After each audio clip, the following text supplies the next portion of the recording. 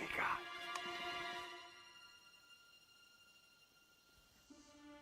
Jukes. I see someone, but I don't think they're alive.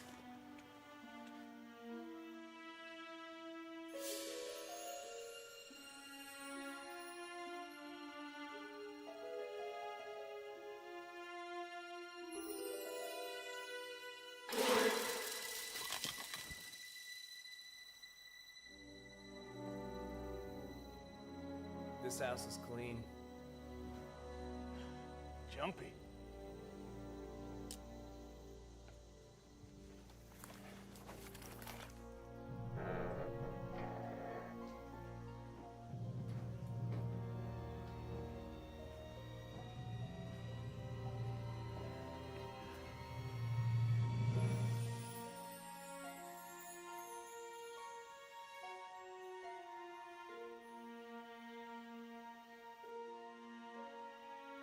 Another dead zone. The only thing alive in here is the smell. They're not coming back. Well, if you're gonna ride out the apocalypse, no better way to do it than with some castles and crusades.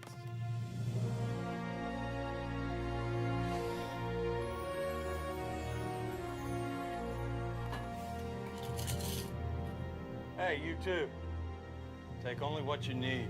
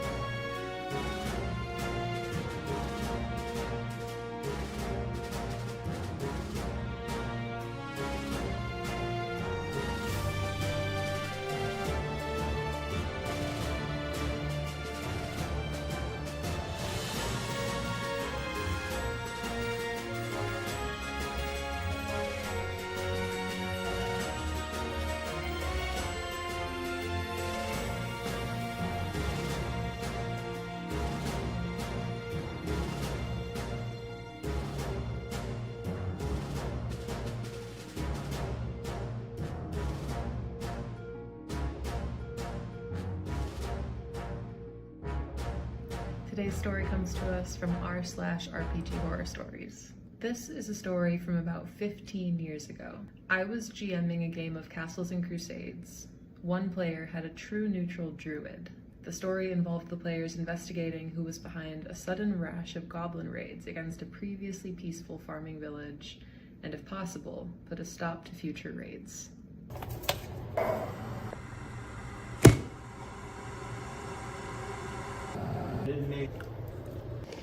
After a fight with a goblin raiding party, one goblin was still alive and had surrendered. The players questioned the goblin about who was coordinating the raids, but it soon became clear that he was just a lowly grunt with no real knowledge of the higher-ups. However, this is when the druid decided that he didn't believe the goblin. With the goblin tied up, he announced that he was getting his knife. "I'm going to make him talk," he said with a certain glee. He then threatened the goblin if he didn't reveal the commanding mastermind. I announced that the goblin was scared, but repeated in a cowering voice that he was ignorant of such things. Okay, he had his chance, the player said, and started to go into a graphic description of...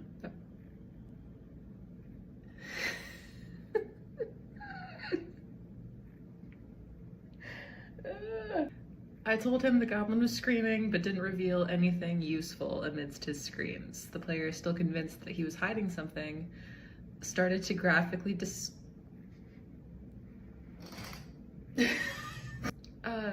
At this point, it was clear that the other players were getting a little uncomfortable about the player's apparent sadistic glee in the graphic descriptions of torture. At that point, I stepped in and said, "Add evil to your alignment. By the way, an alignment change like that is going to result in you losing your druidic powers." That's when the player lost it. He said that since goblins were evil, according to the monster manual, it was okay to torture them for the greater good. Furthermore, he argued, true neutral simply meant that he could do anything, good or evil, to get the job done. Evil alignments, according to him, meant that evil acts were committed only for sheer pleasure. I stood firm and insisted that he had committed an evil act and the alignment change was justified. I then told him if we were to play any more games together, he would have to tone down the graphic torture scenes because it was creeping me out a little.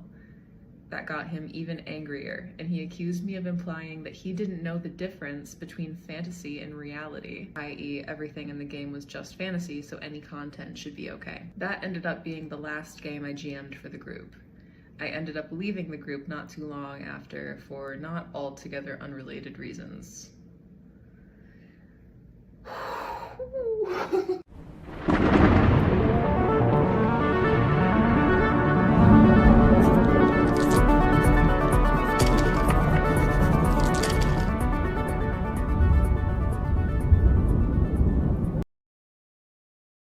Today's story comes to us from r/RPG Horror Stories. This is a story from about 15 years ago. I was GM.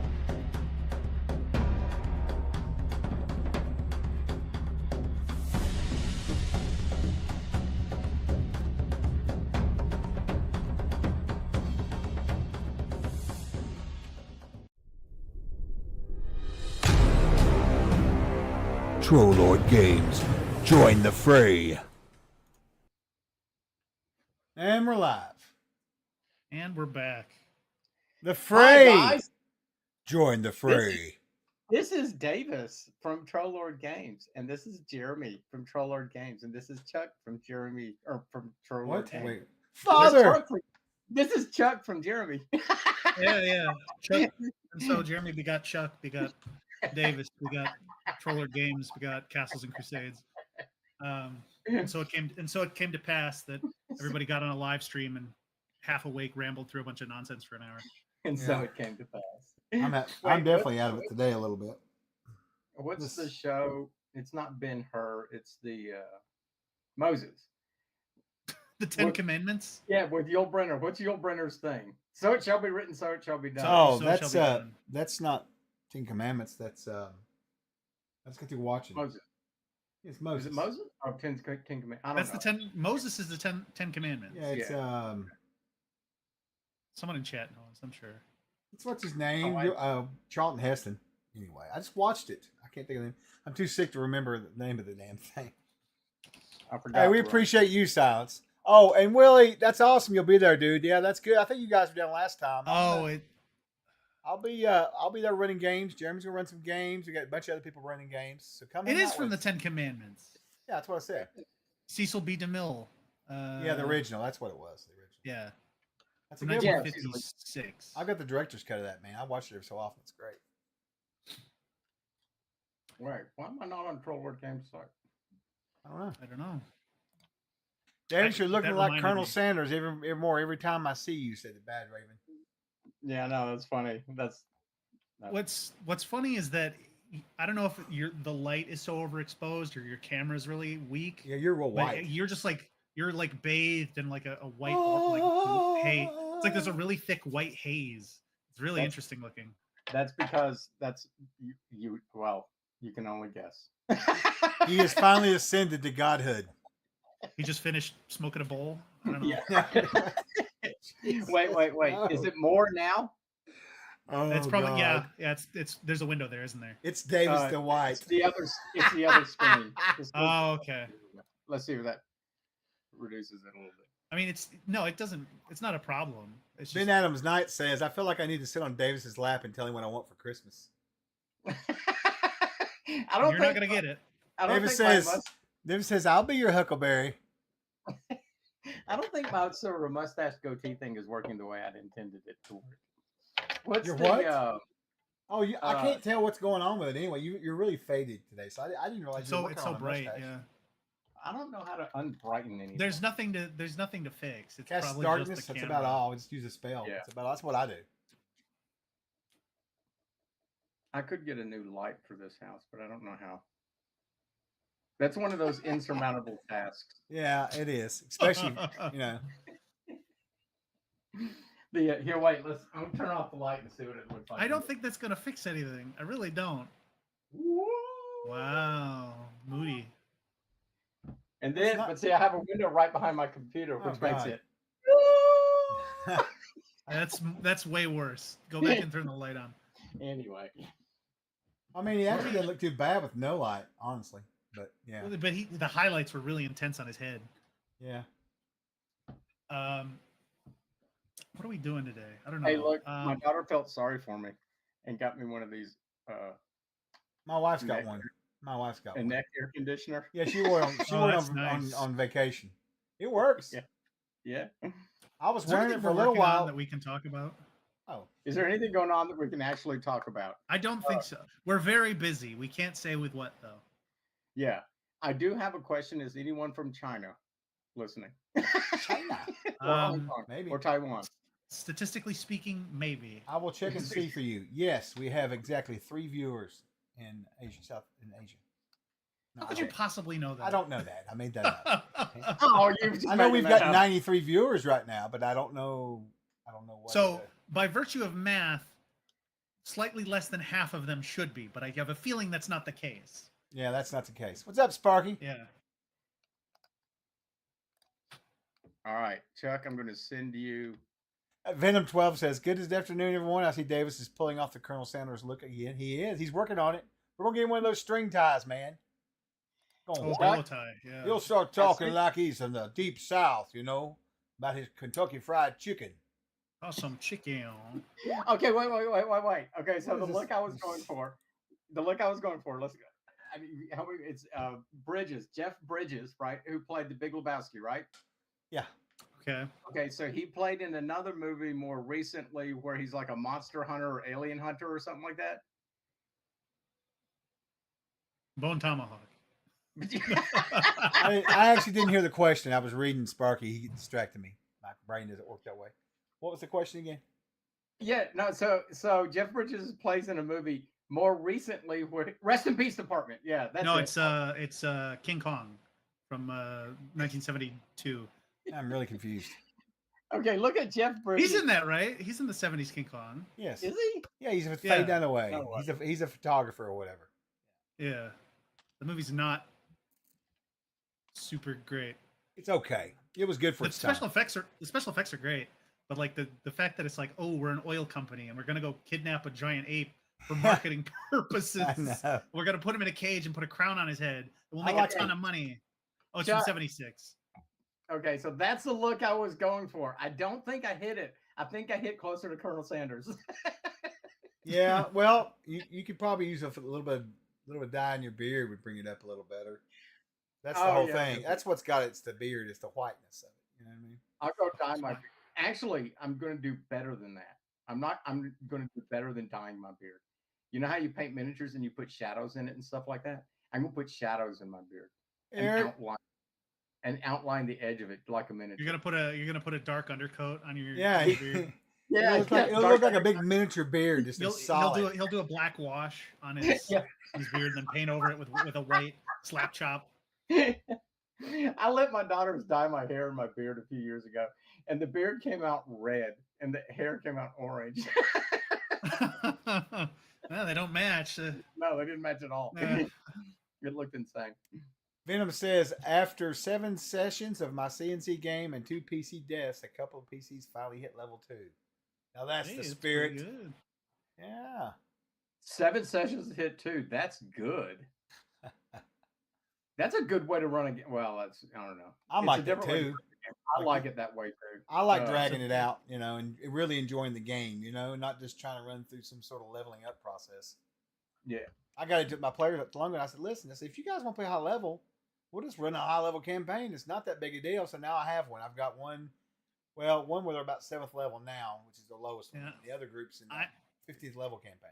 I'm convinced that the game doesn't fall apart, but the level of epicness you reach at about 7th level Yes. is not any less epic than 24th level. You're right. Really, as far as the stories you tell are concerned. If Gandalf is a 5th level wizard, you don't need those, past 10. You don't need all of that's gravy. You don't need anything past 10th, really. And in fact, it kind of breaks the game in weird ways once you start, because in order to maintain the level of progress, you have to start giving them more and more and more stuff, and then to write Or scenarios don't. for like a But once you start, like, if we have to write a scenario for like a 15th level adventure, suddenly we have to specify that all the walls are immune to 16 different spells, Yeah. or else we can't, like, you can't adequately run it. And then that's like, oh well, I'm giving you this power, but every opportunity that you have to use it, I'm denying you because otherwise you break the game, is a kind of an indication of a problem.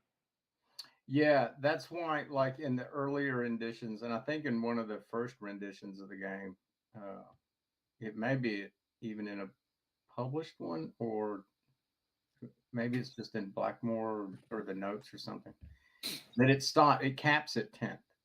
It literally just caps. Yeah. Okay. Because there is a structural issue with the way the game is structured. There is a structural issue that occurs around 9th or 10th level, and that's the accumulation of hit points, magic items, and other things tend to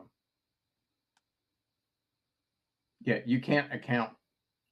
It's so powerful, right? Yeah, running adventures at that level is really can be sort of challenging. Yeah. To create a challenging adventure. Once And I would agree with you, Jeremy, about seventh.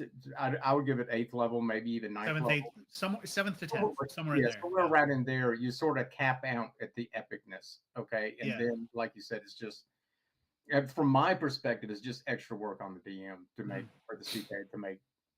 Yeah, and that kind of stuff is not really reflected in any media that we have. I can think of one epic level character in all of fiction, and I'd be curious to see if you can guess who it is. Epic level Elric? No, I wouldn't consider him epic level. By epic, you mean like 24th level or something like that? Yeah, 24th level. I can only think of one character. In all of fiction? In all of fiction. I don't know. Who would... Batman when he's with the Justice League. Interesting. Because he's like punching Darkseid in the head. And he's like, oh, I just got. And he's like, you're going to jail, Darkseid. And you're like, this is just a guy, Yeah. But he's going toe to toe with literal gods. So. Yeah, because the interesting thing about Batman, and Batman's really cool. He's a cool character, but he's just a human being. Mm-hmm. Okay. Yeah, that's what the best thing is about him. Yeah, Batman dodging Omega beams, like those. Yeah. The weird things that shoot out of Darkseid's head, like that's upper level. Beyond. That's upper tier level stuff. There, you have to be built out for that. Yeah. Who else is human in the Justice League? Yeah, in comic books, like that's a human. Robin in the Super Friends. Okay, Robin. Commandy's human.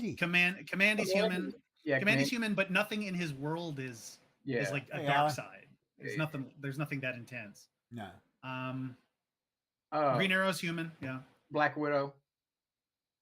Oh yes. Yeah. Yeah, she's human. Archie is human. Archie. Yes, he is. Yes, Jughead. Yes. The Punisher. The Punisher's very human. A lot of them just have special powers and stuff. It's like like the Green Lantern is human. Hal Jordan is human. Yeah, he has a ring. So, his ring, that's his. It's like why I don't consider Elric an epic level. He goes on epic level adventures, but he's not an epic level character because you take that sword away from him. Oh yeah, he's got like a 3 con. Yeah, he's drugged up all the time. Hey Doc, good to see you, buddy. Lex Luthor, I would consider Lex Luthor probably an epic level character, specifically in Justice League stories. Oh yeah, for sure he is. Because like any time they're like ripping the cap off of what can conceivably be accomplished and be like, fuck it, whatever. Right. We're in like Jack the King Kirby mode. You know, that's when that kind of. I got it down, Trash. I'll get you in a minute, buddy. Yeah, it's Conan. I'd put it like 10th level at the end of his career. I don't think he's that. Yeah, 10th level. Really? Yeah. So he's not this destroying waves of creatures, is what you're saying. He never does. If you read the books, it's never massive. I don't know. He's usually it's singular comment. I get that. He's done a couple 5-on-1s, but 5-on-1s. Okay, but we're not talking about waves of enemies, though. Yeah. No, not wave after wave after wave. And he runs, if you realize, and I've just read like 8 of the stories again. He runs as often as he stands and fights because he knows from monsters specifically. Yeah, he's not dumb. He's not dumb at all. He's not a normal adventurer. He won't push the envelope at all. He respects death. And I'd say Kull is probably a higher level than Conan. He's probably like 12th level. The way he's portrayed. Yeah. What about Solomon Kane? Oh, cool. Solomon Kane, I've only read like 4 of his stories, so I can't speak. He's a badass. I'm I would confident. give him at least 10th level. He carries That's guns an and stuff. underrated movie. The Solomon Kane movie. Solomon Kane. I really like that movie. I liked it. Thank you. Yeah, I like the story though, so it helps. Got a few questions I want to run by you guys real quick. It's funny you mentioned Kane real quick. Let me get this one. The Carl Edward Wagner Kane? Yeah, the Carl Edward Wagner Kane. He'd probably be like 18th level. Yeah. Yep. But because he's lived for like 500 years. Or I was going to say, but he has something. There's something else going on with him, and I can't remember what it was. Why he lives. He basically carried out he killed his brother. Yeah, Black. Yeah, like in the Bible, and then his tribe's creator god marked him as the first killer, and he was cursed to wander for all of time, and he would be marked. He would bear the mark of Cain, so anyone that looked at him would know that he's evil, which is why his eyes are like weird and scary. People look at him and they know that he's evil. Right. Okay. Real quick before we get to questions, we're doing a raffle over here on Twitch, so if you're watching from one of the platforms, you'd have to come over here to join in. It's twitch.tv/TrollLordGames.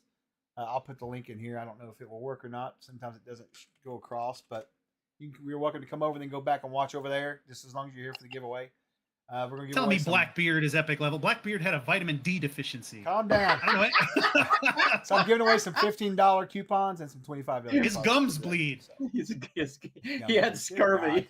Yeah. He couldn't even make a saving throw, that bastard. Anyways, let's see. Silas from Australia says, "Can you talk about Inzaya and add a section to the website that's all his naval stuff?" We are actually working on that. We will when Inzaya comes back to life with its new upgrade that Davis is working on furiously. We're going to have a whole section on the website just for Inzaya stuff, just like we do for Arid.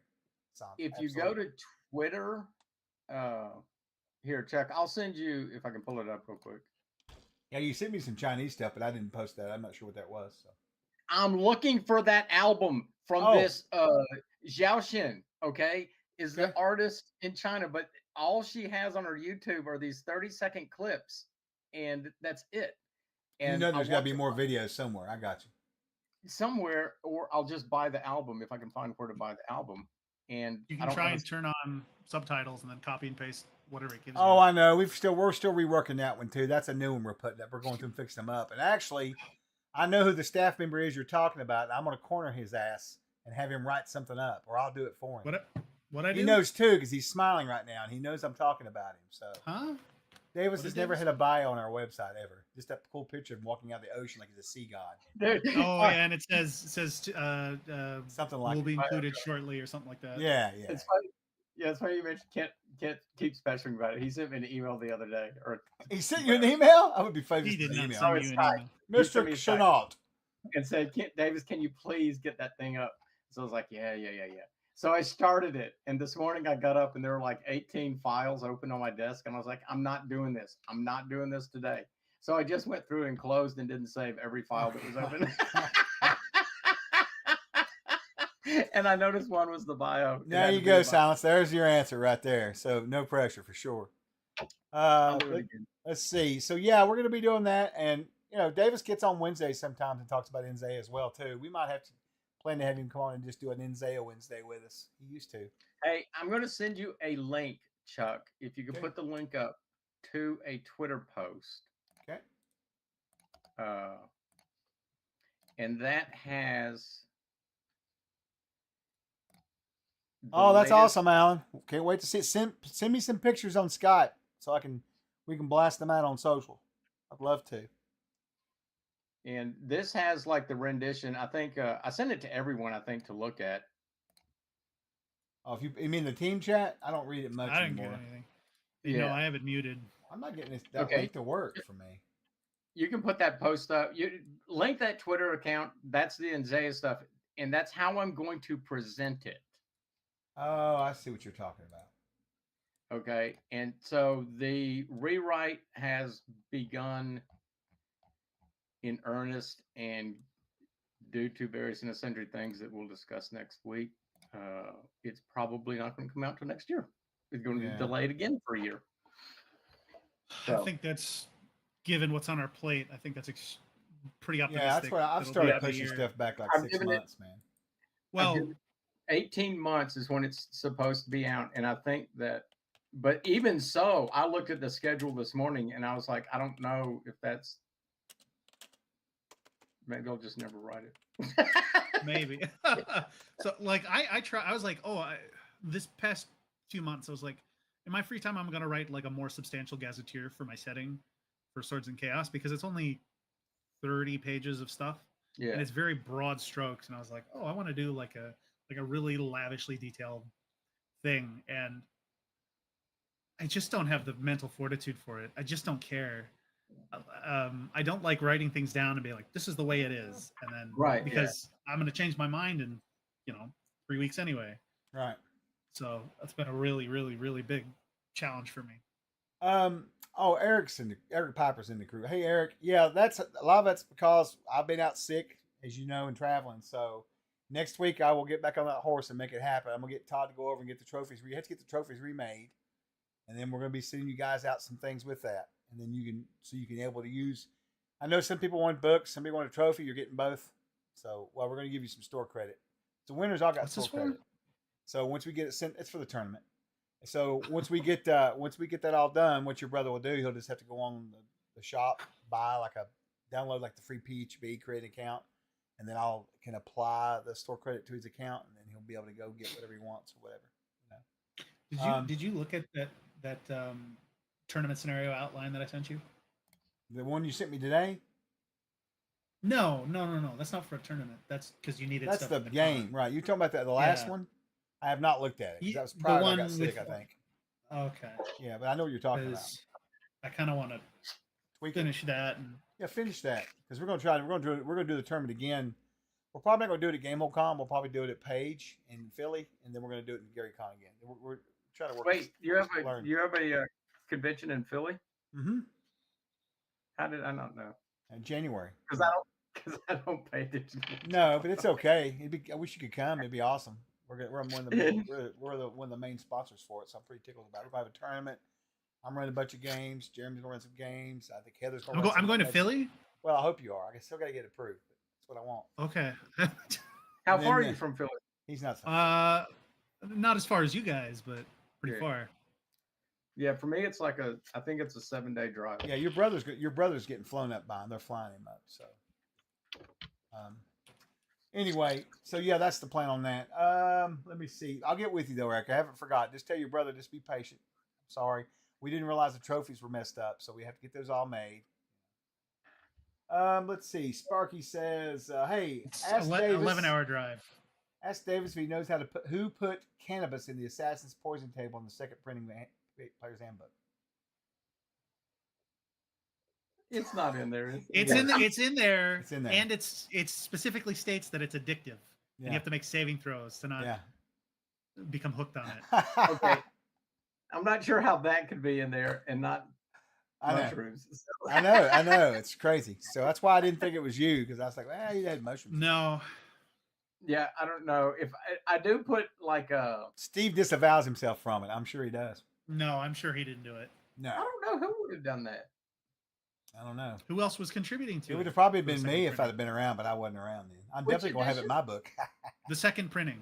The second? It's a real herb. Was me and Mac and Kent. Well, then there. Well, one of us did it. It's probably Matt. I don't know. Now I do put like crazy, addictive things sprinkled throughout my modules and stuff. Like the most absurd thing I found in cool anything. Stuff. I like some of it. It's really neat. The most absurd thing I found in anything that any of you guys have written was there was a scenario where you go into like a really active thermal zone, and you go into like a cave in a volcano, and it's full of toxic gas, and the only way to survive in there, as explicitly stated in the scenario, is to piss on a rag and huff it.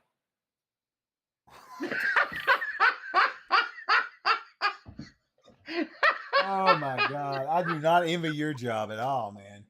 I had a taste with the Undying War. That was my taste. I changed. I asked Steven, I was like, what the fuck is this? What is this doing in here? He's like, it's like World War I with mustard gas. I'm like, okay, but you get the same. The filtering is not because of the fact that it's urine. It's water. So you just pour water on a rag and breathe through that, and it's just the same. So I changed it to water. David's most addictive drugs, secret herbs and spices. Chicken. Oh, Did you know that the KFC Twitter account follows very few people? It follows all of the Spice Girls and 11 guys named Herb. Yep. Oh, That's really? It. That's it. Yeah. Yep. 11 herbs and spices. That's it. True story. Willie Rat says alcohol is a poison too. A delicious poison. It is delicious. I will give you that. Sparky, I don't remember which one it's in. It's what's the adventure area that's like bubbling tar and volcanoes and it's like a whole zone. Really? Wait, volcano and into the books that maybe Davis. It's like steam vents and like tar pits and stuff. The only one that was the Dampfrot for like Valkun was. I don't know where. I don't remember. But I don't recall it having volcanoes. In the scenario, you go into a cave that has lava pools in it with salamanders. I think we've had this discussion before. It was Valkun, I thought. I went and looked it up. Was it? I don't know. Well, it's his. I don't remember the names of any. Yeah, I think that's where it's at. Steve doesn't. There's no volcanoes except in his games, except when I run them. There's no. It's weird how we all have our own little areas. Tarkiln, that's it. It's the Tarkiln. Well, that's the road I live on. Of course, because we put everything about you two in the books. It's hilarious. It's like Bodkenburg is the town down the road. Oh yeah, my favorite is Maine because of Tim. It's funny. Oh yeah, right. Let's see. Trash Monkey. Oh, that's right. Forgive me if this was already covered. No. Will the CK screen need to be updated due to receive reforwards? If so, when we expect it, you can expect it during the Kickstarter. We will probably have it in there as a stretch reward or something because we definitely need to get it done. Or when the books come out. We'll definitely have it ready whenever the books are ready for sure as a bundle deal, because I want one. Oh wait, I have a raffle. You have a raffle? Do a raffle. Well, no. An award. For anyone who can find me a way to get that album that I want. Did you send it to me? Yeah. Why don't you? What is that? I'll find it for Shazam. you. That's all you need. Shazam. I'll get that for you. The album? Send me a link. You sent me a link to the song. I got you. I'll get you covered. I'll get you. Okay. I know people. There's a really large property for sale on your street, Davis. God bless. Oh my God, Jeremy, you're hilarious. All right, let's see. Question. Okay, wait. Are you looking at like Arkansas property prices? I'm looking at 4799 Tarkiln Road, Harrison, Arkansas. Well, yeah, he's got to move down there soon. So. That's to my right. How much? 157. 4799. Holy shit! What? Okay, so I just want. It's right by a river. Oh, perfect. Oh, that's pretty far. Or far. A lake or something. Yeah, send me the address. So land prices up here, and there's going to be some like debate about whether this is true or not, but I follow them fairly closely. Land prices have gone up almost 5 times in the past 4 years. I mean, they have literally exploded. And because I looked at I wanted to just buy 1 acre down by the lake, and I was like, what the? Thanks for following, Skynet. Appreciate it. Love your work, Skynet. Love your work. But there's no way I'm doing that for 1 acre because all this land up here is just rock. So anyone who comes up here to do homesteading and stuff like that, yeah, you have to realize for every square foot of land, cubic foot of land, 90% of it is rock, and then you'll have a little bit of dirt on top. That's making my back hurt listening to that. Dude, good Lord. You know how I dig post holes? With a power washer. I'll either just blast it. I blast it out because I'm not digging through that shit anymore. I can't do it anymore. I don't blame you. Welcome back to our home improvement talk. KFC. There you go. Come on, get better material. Come on. Oh, the other one was that was another good one too. I can't remember what it was. Let's see. Davis's most addictive drug, secret herbs and spices, C&C fried chicken with original siege engine recipe. Oh my God. Anyway, let's see. Oh my God, they're looking you up now. Sparky's found your house. That's great, fantastic. He says, when my family moved to Stone County 20 years ago, it was 2,000 an acre. People thought we were nuts to pay that. It's almost 10,000 now. Oh yeah, no, that's Thanks that's for how follow it's going Pixel. up here. And for you guys that have joined us, we're just rambling today. It's our staff meeting on Thursdays, and half the people are out, so we're just hanging here bullshitting. But we do have a raffle going. If you want to come over here to Twitch at twitch.tv/trollergames, and we're doing a raffle for some $15 and some $25 codes. So just hit us up. You have to be here present for the win, of course. But you know, But I will say that anyone wants to buy land in Arkansas, wait a few years because it's a boom bust, especially Northwest Arkansas. They keep saying that, but the price keeps going up. Yeah, people have been saying don't buy for 10 years. Yeah, and the price just keeps getting higher. Yeah, no, I looked at the 20-year spread, and it's only had one big huge dip, and was that 2008 probably? Yeah, right around in there. Yeah, when everything imploded. But previous to that, the Ozarks has been like a boom bust area. Mm-hmm. So prices will go up. Because I remember when the lake up there was first got big, and this millionaire from Chicago moved down and built a golf course out there, and then some country star bought like 1,000 acres of land up there or some crap like that, and then it just went bust. Everyone left. Everyone's just like, we're out. We're good. And then it all got bought up by BlackRock. Yes. No. Now, I will tell you, yes, big companies, because I still get a letter or a call every other day from one of those big companies scalping for land. And the sad thing is they're getting a lot of hits up here because there are people who just can't afford to live. Well, they participate in bids for that stuff all the time. And because they have a bottomless well of money, they almost always win. Yeah, Sparky said a friend of mine up in Rhode Island, he wants out now. He said he talked about moving here a couple of years ago, and on the crap, the prices have spiked. Ben Adams Knight said it's a large property companies buying tons of land and holding on to it to drive up the price. Once the commercial goes, then maybe the residential may go. Yeah, that's a good point, man. That's what I'm thinking. That I honestly, whatever land costs and whatever value you put on it, I honestly can't see, especially in certain parts of Arkansas specifically. Now, if you're talking about eastern Arkansas and even southern Arkansas, I can see $10,000 an acre. Okay, because you got some good cropland. You can literally piss on the ground out there and grow anything you want to grow in some of those areas. That's how good that land is. That makes valuable land. It sure does. Yeah, it does. But up here, like especially on the Boston Escarpment, where you literally have 1/8 of an inch of soil. That's what you get to work with. Well, all those glaciers, when they came through, they melted. They dumped all those boulders there. Right. Yeah, and we got a limestone so we created a karst environment. Got a lot of caves though. But if you want to get off the beaten path. Venom 12 says, question for Davis.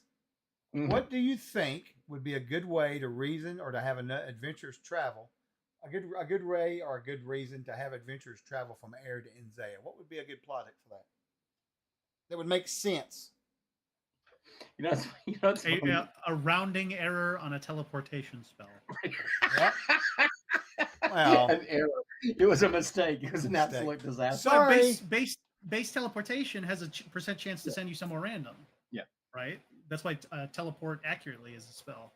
Yeah, and there's actually it's funny though because I tried to get Todd and crew when I was running their high level campaign to get them to come to Enzea. I had a huge adventure set up. Todd flatly refused. He's like, no, I'm not taking my character. Because he was like 12th level or 13th level. And he goes, I'm not no. He was like, I'm not doing all that adventure. I'm not gonna fly that kite. Yeah. And then Kent was like, yeah, I'm not really sure that's a wise idea. Let's put it off. So that adventure never got off the ground.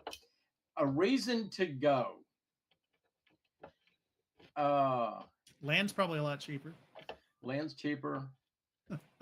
There would be. You get a great tax credit. I don't know. That would be an interesting thing because you could go in search of some of the In Search of the First Tree, portions of the first tree, or the original creations. Some of the original creations of the Allfather are in here. You can go and search them, or looking for your family heritage or something Aren't like they that. all original creations though? Yeah, they're all creations. Well, That's why I don't like write. That's why I don't like writing for the setting. I can't have anything super alien come in because like no, it had to come from the Allfather. Okay, so wait, there are several areas. There are several times of creation. There are several creation events, right, where the dragon creates things, right? But they're Right. all imperfect and Right. they're all unique. Yeah, you leave Inzaya wide open for unique, wide open. Yeah. So what you can do, and then they scattered when Inzaya decides to destroy everything and throw it back in the maelstrom. Some of them were prescient enough to scatter into the void, right? Mm-hmm. And then since she's died, they've started to come back. Okay, so you can have unique alien-like creatures come back, and you can make them really, really bizarre. Okay, but they have to be unique, so it wouldn't be like, a horde of blibber blabbers. Right. Gotcha. What if I want a horde of blibber blabbers though? Well, you can do whatever you want. I don't really care. Sparky says, and this Sparky, you better be careful about this question with Steve. Why can't the Allfather have created some weird crap after inhaling some cosmic LSD? Well, he would have had to have created the cosmic LSD because everything comes from him. That's right. And because he's infallible, he wouldn't do that. There's your question or answer, Spark. Okay, what's that whole area of philosophy where you deal with infallibility? No idea. It's called bullshit. Anyway, moving on. MJ Cooks and he says, anything new on the Castle Zygic Gary Gygax estate, Merrill? We're just moving into full production on all this stuff right now. Nothing new as of yet. And our schedule keeps getting rearranged. We've got something else we've got to talk about next week. So hopefully. I don't know how. I have no idea how that's going to work. I don't know how. We're just got a lot going on. But I mean, everybody's doing what they're doing. I know Dan Cross is hard at it because I've had to set him up with a bunch of groups of people that are working at it. So it's moving along. It's just quiet, Yeah, Dan is ripping through that GFW stuff. He is moving a lot faster than that. Oh, is he? Yeah. And I know I have to convert a lot of it. The gods, the mythology book that Gary wrote. Yeah. Is just notes all written in Legendary Adventures. So interesting. I have to convert it all from my percentile skill-based system into a D20 based class system. Yeah. Hey, one of the first things I ever did for TLG, Jeremy, I don't know if I told you the story. One of the first things I ever did for them outside of my social media crap when I first started working for them, Steve come to me and said, I need you to make me up a bunch of NPCs for Jim Ward. And I was like, okay. And he goes, here they are. I said, I thought you want me to make them up. No, you have to take his and convert them. And there was no game. There was no game system. I don't know what it was. I was like, what is this? He goes, I don't know. I was like, oh my God. It was just a bunch of ideas. I made them for Star Wars Ship Warden. It was wild. Yeah. So I get you. Let's see. Is TLG finally got, no, Tyler, we ain't got the Space 1999 thing. Oh, Tyler said a while ago that Tarkilm was shit. Say it again, Tyler. I can't find what you said. He told us which adventure it was in, but I can't find it. He said it was Tarkilm. Yeah, but no, he found out where Tarkilm's at. What book? Let's see. Yeah, so that's the story on that, Mr. Cook. We're just going through production right now, moving along. I guess we've got. I don't know what the next Gary Gygax related Kickstarter will be. I just don't know where we're at with all that now. I know we've got all the mini paints floating around out there and some other stuff, but I just don't know. I haven't even. That's another one I have to convert. I have not even looked at it. I keep asking. Oh, Stains Upon the Green, the Rings of Brass is what Tyler's saying. Oh, Stains Upon the Green. Oh yeah, that one. Green, Jeremy. You should know. We don't have much that green doesn't in narrow this, it down. in this company. Worth a damn. I loved y'all's argument earlier about multicolored clothing. I was loving it, Davis. Davis was throwing that stuff. And I was like, yeah. Strangely enough, that mini you put in there looked like you dressed up. Did you notice that? It looked just like you, dude, with a gun. Yeah, so scientists estimate that there are about 10 million colors in the world, and yet Stephen Chenault only knows green. And that's not even his. That's not even his favorite color. Burnt orange. Burnt orange. Yeah. Can you imagine if everything was burnt orange? Everybody's wearing safety vests. The title of Stains Upon the Burnt Orange. Canopy of Burnt Orange. Oh my God. Sky of Burnt Orange. Give me just a second. Burnt orange. My pants are burnt orange. Legends of the Burnt Orange Forest. Yeah, I think that's the one thing that I would really like to see is a lot of color come into the, the game, like the art. Because if you look at Well, we got a bunch of illustrations of new character classes, and every single one of them is wearing earthy green. Every single one. Okay, they shouldn't be. They should. That's not how people talk. Okay, this is the character classes. I don't know what they're for. I saw them. The 3 that you got sent this morning. Yeah, they're all like the same shade of green. Yeah, no, that's If you look at like some of Zoe's renditions for the player's handbook, Beyond the Lands of Burning Orange, the tone I'll of play orange. that. That sounds pretty cool. You have to Beyond include the Lands of burnt Burning part Orange. from it though. It's burnt orange. It's not orange. It's burnt orange. He's very specific about that. Oh, Venom says he made it funny. He said that he's read the Antidote multiple times. The Allfather is far from infallible. That's very true. Whether he's infallible or not, everything has to tie back into him. Yeah, I'm not sure what's going to happen whenever I submit Inclinate to him. He's probably going to burn it up in the heat. He's going to just say no. He's got to take one look at it and be like, no. It's Slee Stacks. Giant This is Come on, this man. is too much fun for Aird. Aird is serious business. No fun allowed. No fun zone. I'll be like, all right, fine, Steve. Let's go in Zaya then. Fuck it. all right. So this is the assassin. Okay. Right. And see how colorful that cloak is and Mhm. stuff. All right. And the only thing I would do, like change on that picture, is just highlight the colors a little bit more. But that's like a printing issue. Make the colors pop just a little bit more. But that's how people dress. They dressed colorfully. If you look at like those, even the Minoan, like the paintings and Well, the Minoans were super garish. yeah, but I would imagine that that's the case throughout. I mean, you look anywhere. Literally, Are you telling me that all those movies of medieval peasants covered in mud and shit, wearing nothing but brown, is inaccurate? Did you read my theory of why that's the case? I didn't see that. No, I went to go back and see it. I have a theory that there's a reason. There's a reason behind we image it that way. But yes, Sparky says Steve says the Aird is the fun zone, but he has the IRS dragon. Aird is the. He's watching. You know that. You better be careful. I know he's watching. I know he's watching. It's not to my personal taste. I understand why people would like it. Venom 12 says an ancient lyre or lyre where the strings are made from the heart of an allfather you can play upon his heartstrings. Oh, that's clever. Can I give him a heart attack? Like grab the strings and swing. Good lord. I want to trigger cardiac arrest in the creator god of all reality. You have to play it right though. Hey, Davis, on Nzea though, one thing I want to ask you about, I've looked at the map 1,000 times, but is there any, I mean, it's an island basically, a continent, but just one continent, right? So is there any islands or inner seas or any other bodies of water outside of Where? Nzea? Oh. No, it falls off into the void. What? So that around it is not ocean, that's a void?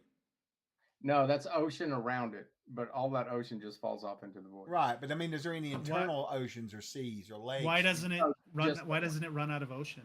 Wouldn't it all have drained away by now? No, because the waters of the world pour into it. Well, what I'm wondering about is if there's any. When Nzea was knocked down out of the sky, right? You've already lost me. Okay. Anyway, she landed into so that big lake in the middle of Nzea. There is a lake. That's what I'm trying to find out if there's any bodies of water. Okay, if you look at the map, okay, there's the center of the map is a lake. Nzea. We'll open it up. The interstate. Pull it up. That's the center of the world, right? That's a huge. It's a huge body of water surrounded by continent. Okay, that used to be ground. But when the dragon fell out of the sky, she landed there and created that 800-mile. I do have a map. Wait, I didn't mean to interrupt you. Yeah, that's like 800 to 1,000 mile long hole she dug into the ground. That's 200 or 300 miles deep. And when she went down, into the ground, she opened up the waters of the world, and the waters of the world filled the hole. Okay, and then so the waters of the world filled up that little hole where she landed. And that's the Interzay, and then the waters pour out of there, evaporate, and fill the sea. And then there's rain and other things. So you know a little bit about the climate. Where's the tropical area here? There's no tropical area really. Why not? It's all coniferous and deciduous forest. Yeah, if I had to guess. Really? More along the very southern edges would be. The very southern would be the most tropical, the closest to Could tropical. there possibly be like a small island off of it that would be tropical? No. Maybe, right? You stop, Jeremy. I have to find a home just in case. I have to back this up. No. Like what type of tropical are you talking about? Like Amazon tropical? Like a rainforest. Mesoamerican. We'll go there. You would go over to the east side of the continent where there's a rain shadow. It would be the closest. All right. So there is possibility. There's hope in case Steve tells me no. Yeah. Are there any deserts? What's up, Matt? Good to see you, buddy. There's a small area of desert. Really? So you've got other biomes and stuff. They're just smaller and stuff. I got you. Yeah. The only reason it's a desert is because the chariot that pulls the sun scraped the land there and burned it solid. Oh, interesting. Well, that's cool. But that's the only reason it's a desert, because hardly anything will grow there. Yeah. So what is it mostly? Woods or grasslands or? The eastern portion is a lot of grasslands, and then in the southeastern portion is woodlands, and then all around the Interzay is woodlands, and it goes from coniferous to deciduous. And in the south, you get, before you hit the southern spur, the craggan moors. The trees they change a little bit. Mm-hmm. So you'd get the sort of boreal in the north, and down in the southeast, you get sort of a African savanna as you move into Niger, Congo, and then in the southwest you get more of a looks like a forest with mountains. North European. Oh, I see. I see. Yeah. Well, I'm excited about that. I'm gonna start studying that stuff too because I'm interested in it. Question from Venom 12: Could Enzay, the dragon, ever be convinced? Now though. So like, here's a weather pattern though. Okay, so because it's not a sphere and it doesn't go around the sun and spin on its orbit, right? Right. The weather is entirely internally created by the movement of the gods. That's it. Okay, and there's a few other things that happen, but it's the movement of the gods that create the weather. That's how that happens. So you're saying it's very unpredictable. It can be, but the gods work in cycles. So. Oh, okay. Well, Venom says, could Enzay the dragon ever be convinced to not destroy her world, maybe as a campaign idea? Okay, so there's like, this gets into sort of like the existential part of like existing inside Enzaya. So everyone knows, or it's been told to them anyway, related to them, that the dragon's going to come back and destroy the world. All right, that's what she does. Right. She's done. She's tired. So when she comes back. You've basically got like some people who don't believe it and others who are terrified of it. They know it's going to happen. It's going to happen anytime and blah, blah, blah. Right? Everyone believes it. There's no option to not believe something. Oh, I thought there were some people that just didn't. They went on about their lives as if, well, I mean, they don't let it run their lives is what I'm saying. They don't let it run their lives, but it does run sort of the thing, because you don't get an option to not believe in the gods, because the gods are there. I mean, the thing, it's there. You see the magic, you see the effects. And I mean, there's a lot of telltale things, like some of the rivers. One of the rivers is actually where Nzea's tail hit, right? And she just drove a huge rip into the earth, and the tail created that's where the river ended up being, is where she created that rip in the earth. But anyway, so you don't get the option to not believe that stuff, right? How you choose to act with it is the other thing. So there's a whole system of belief that, one, there's a system that it's inevitable. There's nothing you can do except fight your best fight. That's it. That's the predominant thing. You fight your best fight to stop it. Okay. And the best that you can hope for is that Heimdall will call you up when you die to fight alongside him in the last battle that he will lose and you will die in, right? But you get a fight in the last battle. That's the thing. And that drives the whole honor, loyalty thing for a lot of the knights and stuff like that. It's very Norse. Yes, because they want to fight in the last battle. That's all they get. That's it. That's what you get. But only humans can do this. No one else can do this. Right. Only humans can do this. It's very interesting listening to you guys talk about your worlds because it's so fundamentally different from my approach to it in like every single way. Oh, really? Yeah, you've got like these super like monotypic environments with very little deviation, and then like total confirmation, zero ambiguity on the existence of the divine, stuff like that, and like what happens when you die, and the cosmogony and all of that stuff. I have no pretense to trying to even attempt to build anything like that. I'm just interested in like the material world and what people think might be out there, without making any definitive statements one way or the other. Yeah. So you can have people who do believe, you can have people who don't believe, and you can have, in my mind, a world without definitive answers is one where you can have way more violence. Yeah. Because, well, especially the closer two people's theories are, those differences are much more extreme the closer they are together. Yeah, I think if you leave it open, now the thing, so and I do appreciate that approach, okay, because it gives you a lot of leadway. So let me just go back to the other three perspectives. So there's the one, you're gonna die, your only hope is to fight in the last battle, or that's the best thing that you're going to get out of this whole thing. Right. There's another group of people who want to hasten the return of the dragon, to bring the dragon back sooner rather than later. Now, okay. Why would they want to do that? I'm just learning. Get it over with. Oh, okay. Okay, to get the pain. So for theirs, for them, they see it as a very noble thing to end the pain and suffering that everyone has to go through. So they are nobly trying to bring the dragon back to destroy everything. Boy, they sound like they'd be real fun at parties. Yeah, from their perspective. And it's our noble duty to end everything because existence is suffering. I know, right? I know exactly. You're in a bad mood. Well, I'm just going to kill you, so you're never in a bad mood again. Oh, you broke your arm. I'm going to have to put you down. I know. You don't have to suffer anymore. That's like growing up. You know the thing growing up. I'll give you something to cry about.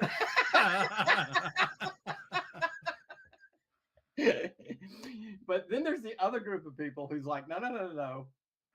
If we can actually stop the dragon from coming, okay? So there's another group of people who believe that you can just stop it. You can put it off forever, for eternity, if you follow the correct rituals and blah, blah, blah, worship the gods in the correct way and stuff like that.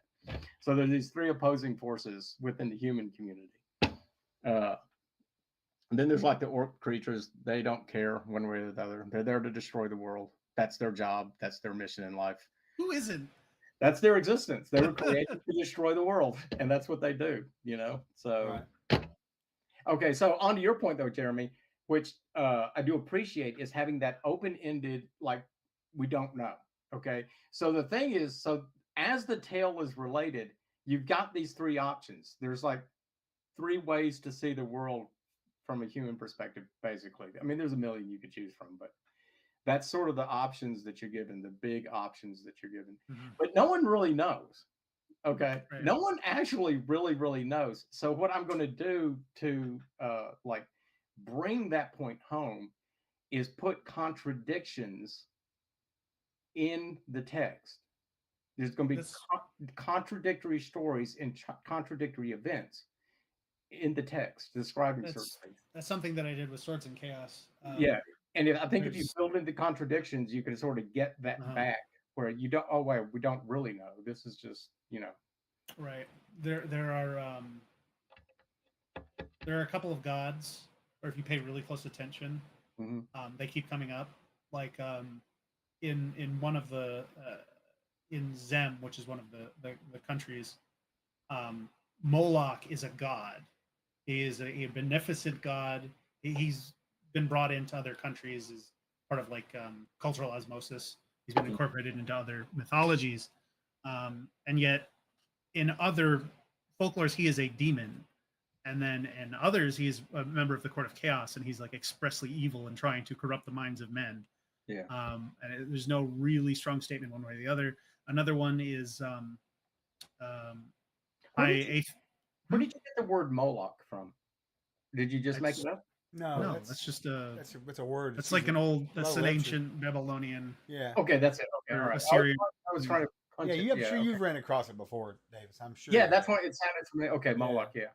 Yeah. And then in High Athrip, which is kind of like an Egypt coded location, they have like they have one of the only monotheisms in the setting, and they're like the god of the world is called Apoph Ra, and he is a snake that encircles the sun and keeps it in the heavens, and he laid an egg, and that's what the world is. Yeah. And then there's references to, oh, once upon a time it wasn't Apoph Ra, it was two different gods, Apoph and Ra. One was good and the other was evil. Oh, right. Yeah. And there was a wide pantheon of gods, and then so it talks about how the serpent men had a god called Apoph, who was like a dark serpent, and then all of a sudden this Apoph Ra character comes out of nowhere. And No, hey, this is So, couple questions in the comment here. Venom 12 says, "My homebrew, which I don't run much, has no true creation myth, but officially no one knows how it started because the world already existed when the gods arrived. Even the gods don't know how it started." It's pretty cool. That's a good approach. Yeah, That's I an like interesting approach. And it doesn't. And it's okay. So it's Steve and I that have these complex mythologies, which is more reflective of like our background, than anything like game related necessarily. Yeah. Because you don't need a complex mythology or a foundation thing or whatever, a creation myth, for your world to exist and to exist really well. Right. You don't need it. And as to Jeremy's point, it may be better to have it very amorphous at the end of the day. Well, it depends on the scope of the feeling of the game that you want. Yeah. Right. Because like if I'm trying to emulate a forgotten age that's a lot of knowledge is lost and there's ambiguity everywhere and a lot of it is just up to interpretation, it's way more impactful for me to not make any declarative statements about things like the gods. Whereas if you have a world that's super richly detailed and really, really intricately knit together, those create like declaratively true creation myths can way more dramatically inform the setting and how people act in it. Yes. Yeah. And in part, my creation myths came about. I mean, one, I was writing them on my own, but they never actually really play. They only play like a lot of them were created out of questions from players. Like, okay, like I remember the very first time, and this is ages and ages ago, when some players were fighting on a bridge and they prayed to one of the gods I had, Heimdall, and I gave them all a +1 bonus to hit. And then I had to create the whole myth why they get that +1 bonus to hit while they're on the bridge fighting, intoning his name. So there comes up this whole mythology of why the bridge is so important. All right, I got a couple more. We got a couple more questions, and we'll get those out of the way, and then we'll probably do our raffles. It's about time to wrap it up. I'm about to fade here. And there's one of those little details in Inzea. All the bridges, or most of the bridges, all in Gravia, they all have little engravings of the god Heimdall on them. They do, and cool. Yeah. But it's something that would never come up in the game. All right, sorry, Chuck. Go ahead. That's okay. George Fields has a couple of Inzea questions. First is Inzea the dragon actually a gnome? And he wants to know the real relation between Inzea and Aird. Where's the relation coming to be? How's that work? Well, Stephen and Davis are brothers, you see. So I see. That's I would actually I will address it, but I think Kent and I would be it would be better off if both of us address it at the same time because we developed our worlds independently of one another. Right. Okay. We had stopped playing together by the time they started to hit massive amounts of development. We discussed them on a trip up to Gen Con one time, and we realized that they meshed together and that there were missing parts from both our mythology. Right. Right. And they just sort of all the holes started to get filled in that mythology or the exchange of mythologies. So it's sort of an interesting thing that way. But basically, there is the Allfather and Inzaya. Inzaya opens up the maelstrom out of which all material comes, but she can do nothing with it. She cannot create anything. Okay. Mm-hmm. The Allfather exists and he can create stuff. So he starts taking stuff and creating stuff. She goes over, the dragon goes over, learns the language of creation, comes back and starts creating stuff. While she learns so this comes to your like the perfect, right? He's infallible. While she's over there learning the language of the creation, she unintentionally, or the Allfather unintentionally learns the language of destruction, so that he becomes not infallible, because his language now is infused with a little bit of the destruction. Right. But at the end of the day, Inzaya is the language of destruction. The Allfather is the language of creation. So, like you take air, and it's a more complete workable physics applies. There's planets, there's suns, there's universes, and there are all kinds of stuff like that. Whereas in Zay, she can't do that. It's just this plop of rock out in the middle of nowhere. Anyway, that's sort of how they're related. There are other relations too. Well, MJ Cook asks, is Inzay the only named dragon in C&C lore? No. No, that's definitely no, definitely not. I've read about dragons in the Enduth and stuff in other publications. So there's definitely. My hope is, me and Steve have been running around in our brain talking about eventually coming out with a dragon book that names some of the more famous dragons from our settings, be it Anzay or wherever, with all the mechanics and stuff in them. So give them a little more background history about their layers, all that shit, you know. Like what would be better is if we went like the Dragonomicon they did that one time, you know, for that AD&D did. What would be better is if we went through all of our scenarios that we've ever published and find any dragons in there. Right, absolutely. It's one thing to say a dragon has always existed and just kind of put it in a book. No, that's what I meant. I mean, going through our absolutely. Because I think it would be a nice way to cross-reference with the settings too, right? Yeah. So there's the dragon, which is in Zaya, and she has, she gives birth. She lays 100 eggs, right?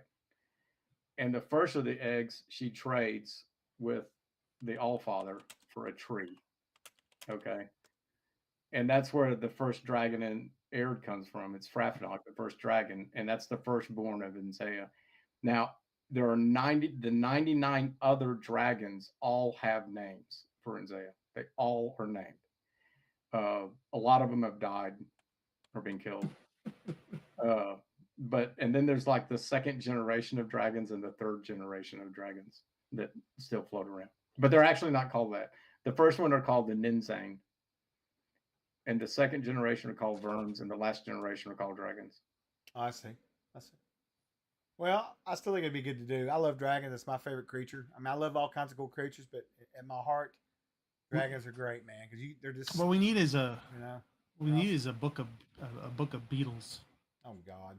Dude, what did I see the other? Damn it! I forgot to text it to you. Shit, or send it to you, Skype it to you. Some beetle shit that I saw the other day. Oh Lord. Oh, I'm gonna have to look it up. I think I've working on the monsters and treasures. I'm in the bees right now, and I realize there's no descriptions for any of these beetles, so I'm having to write them. Oh, that's on my mind. I saw one of these huge bombardier beetles, and then there's a stink beetle or something like that, like a stink bug. Right. Yeah. I can't remember. Bombardier beetle's cool. Yeah, you gotta have a rag. Steaming acid. You gotta have a rag to huff. That's right. That's right. All right.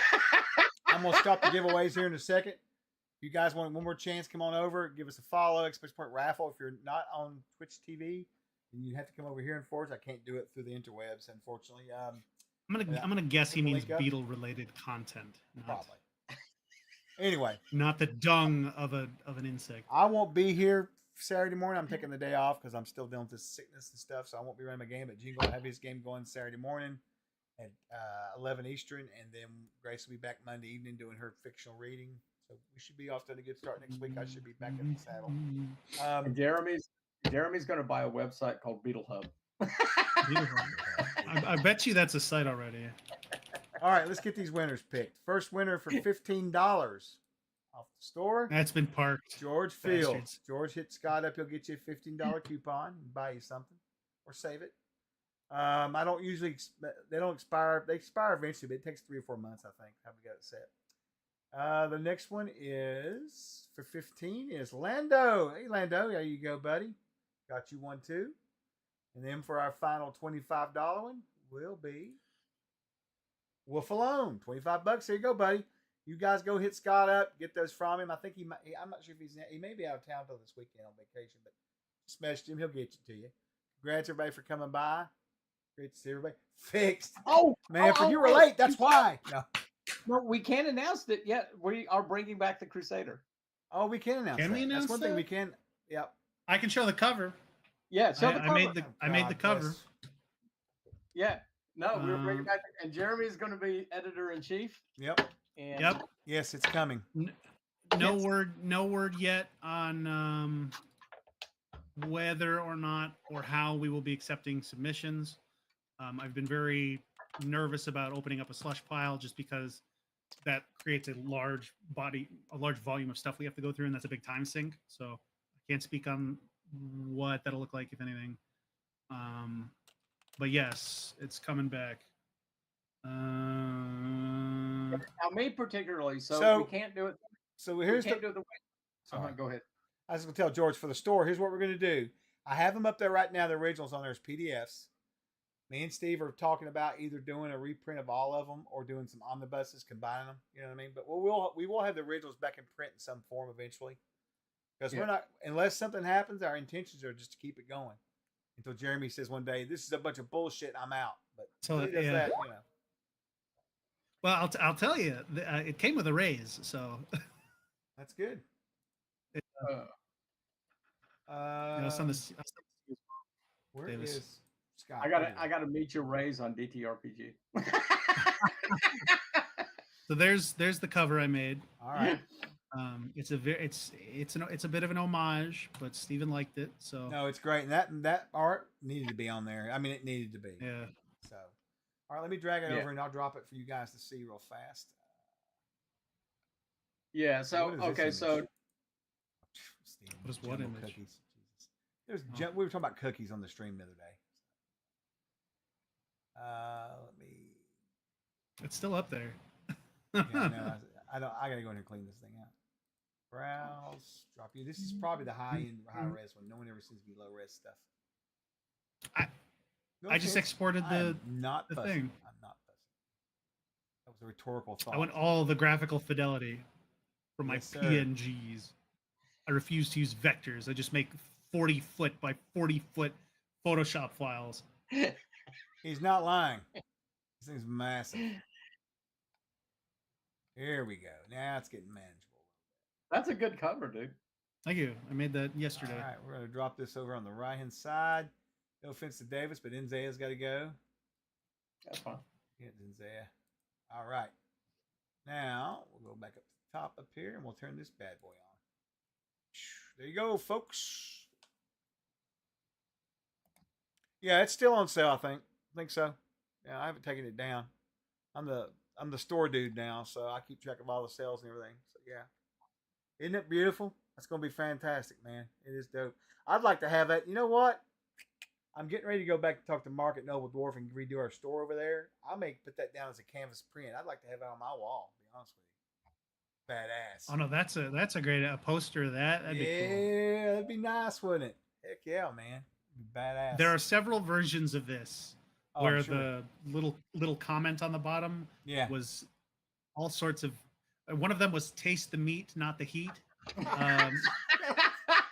Oh my God. Troll Lord calendar. Yeah, we need to put one up. I've been wanting to put one up. We hate to put that dates out there because we get so behind all the damn time. anyway, it looks great. Another one was It's About Fucking Time. So you want to hear a funny story about the Crusader? So Steve come to me. He's like, "What do you want to write for it?" I said, "Okay, I 3 areas." I said, "I want to do the crafting since I'm working on that crafting book, right? So I'll do some crafting articles. I want to do some house rules. I want to share my house rules and tips and that kind of thing." Mm-hmm. And then the third one I was wanting to do is every once in a while do some sort of promotion about Endless Worlds and organized play, right? So he said, "Okay, but scratch the last 2 for now." I said, "Why?" He said, "Because if I get you writing the crafting, you'll end up finishing your book finally." I was like, "Well, that's fair." So that's his plan, is to make us all do shit we're supposed to be doing other stuff and put it in the magazine. But he's not wrong. So, that's right, Rick. I will be. Cook, to answer your question, yeah, we don't know yet. It's yet. going to be subscription that has not been ironed out yet. Yeah, it won't be monthly. It'll be bi-monthly, and that may change to a quarterly. Yeah, I'm pushing for quarterly until we get our feet wet. That's what I'm pushing for. Steve's got his heart set on bi-monthly at least. I know, to start. But that's a lot of work, man. That's a lot. It's a lot of work. The vast majority of it. Yeah, I talked to him. There's going to be a little bit of right, and there's going to be a little bit of. Hey, wait! Why don't one of you talk at one time? Yeah, no. Okay. Sorry, we're both terrible. You go, Jeremy. No, go ahead. I was just going to say, because you may not know that. You said go ahead, and you kept talking. Anyways, we're running it over. We may do something. Roll for initiative. Originally, me and Jeremy wanted to put it in Patreon, so now we're not. We don't know. We don't. We'll figure out something. It'll probably be subscription based, maybe. Yeah. I mean, we have to make money for it to exist, right? It's not. It's not like selling the PHP. This is a little different. It's a whole ball of wax, and all of it's going to be fueled by sales off that. So we have to figure the best way to cover those costs. That's all. Yeah. So the original pitch was, I think it was at the $7 tier, you would get access to new issues of the Crusader, and then at the end of every year, we would do a hardback annual. I don't know that's still kind of the annual is still kind of in a possible space. Right. We haven't decided on that, and there's going to be a pretty significant shakeup in terms of the content of the magazine. There'll be, articles and columns and stuff, but the vast majority of it will be original adventures. So each want issue it to be will usable, right? I mean, it's great. Articles are great. Everybody wants an adventure, right? Yeah. Each issue will have a featured adventure that'll be up to 20 pages of the full 34 page issue. So you'll have that. You'll have, and we're kind of talking about doing maybe themes for each release. I read Crusader for the articles. I'm still working up a calendar for what I was going to be in there, but I think I want to do like a horror themed issue for October and a winter themed issue for December. For sure. Yeah. All right. Well, I'll tell you. Look, my idea is to do it monthly, or actually, I think Ken and I talked about it yesterday a little bit. We're just going to do it whenever we can get it done, and put them out as quickly as we can. Which would never be closer than 4 weeks apart or 6 weeks apart. But it would be nice to get it done. Okay, so the module is going to make up the bulk of it, right? Yeah, so 20 pages for a module. I have the full. Yeah. So, and we're already, I think, with the modules we have in the hopper. We have 6 issues of content, or 6 months of content right now, if we do them bi-monthly. Right. And I should finish up one by next Thursday. Right. So for those of you who have been like, oh, we want more adventures, we want more modules, this is where they're going to be coming out. This is the venue for them. Yeah. And then, so it's right now we're looking at 32 to 36 pages. The tentative price is around $10. There'll be, what is TOC? I don't know what that is. Table contents. Oh, duh. It's not like you're an editor. Don't worry about it. I can tell everyone's getting tired. Everyone's exhausted. Yeah, I'm over here like, please, I want to go eat. Tired. Yeah, so I'll have a forward as the editor-in-chief each issue. There'll be the adventure, then there'll be an editorial by Steve and Davis. Darty, I was going to show Jeremy a copy of mine. Jim's done a phenomenal job with the Scientific Barbarian, so that's a good point. Yeah, that's on my radar. I've got all of them. I think we're going to do. My hope is it'll wind up kind of being like the classic Dragon. That's right. Where it's like really, really dense on usable stuff. Yeah, every issue there's something in there. Every issue there's stuff. Right. No. Kent sent me a list of stuff, and I said, yeah, no, that's not going to happen. So you guys get to do the useful stuff. I'm going to do what I want to do. Kent said, Right. fine. You have a budget of 1 page per issue. Do whatever you want. I'm going to knock it out to like 2 or 3 pages because I could do like. I'm gonna have to cut it down to a page. No, we'll up the page because you know the funny thing is you can't up the page count by like 1 or 2 pages. It's got to be 4. Yeah. Yeah, it's got to be a minimum of 4, and Right. ideally it's 16. So you can't. Yeah, But I can. multiples of 4. Yeah. I continue my stories of like Frankenberry and the Crack Parade. I'm going to do like my. Oh God. No. Jesus. Lord of mercy. All I'm gonna put. All I want to do is I want to put stuff in there that can be used at the table. I want to give out house rules. I want to give out crafting stuff. Which will help me finish my book. So we're gonna do that. Oh, I can do Adventure World. There's tons of stuff I can do. Finn's got a comic, maybe Finley's got Sparky, 4. maybe we've got people. We have half a page saved for a comic each issue. Yeah. 4 pages for mythology, courtesy of Finn. It'll be fun. It's gonna be fun. It's gonna be a lot of fun. That's what we want it to be. Is fun. We want it to be fun. Yeah. Expanded All right. With that note, fellas, ladies, gents, animals, gnomes, we're gonna get out of here because my rash is killing me. Look at that. It's killing me. Killing me. I gotta go. Lord. Oh, we'll have amazing adventures there too. Sure. Oh yeah, we might have to do some Gamma World type stuff eventually, Davis. We can do. And Comrades. Well, No. yeah, same thing. We're not yeah. Comrades is just Twilight 2000, and Twilight 2000 is boring. Okay. No. Twilight Comrades has 2000 random is death. boring. Oh my. You know I'm right out there. You know it. You're lying to yourself. It's so gritty. No, it's not. All right, so we're gonna get out of here. You guys have a great evening. We'll see you either Sunday or Monday. All right. Thank you so much for all the support, guys. Really. What would be gritty and You're real good. about future warfare is that everyone would be sitting in a cubicle controlling a drone at 1,000 miles away. We had we Yeah, hit that's- 178 people tonight. So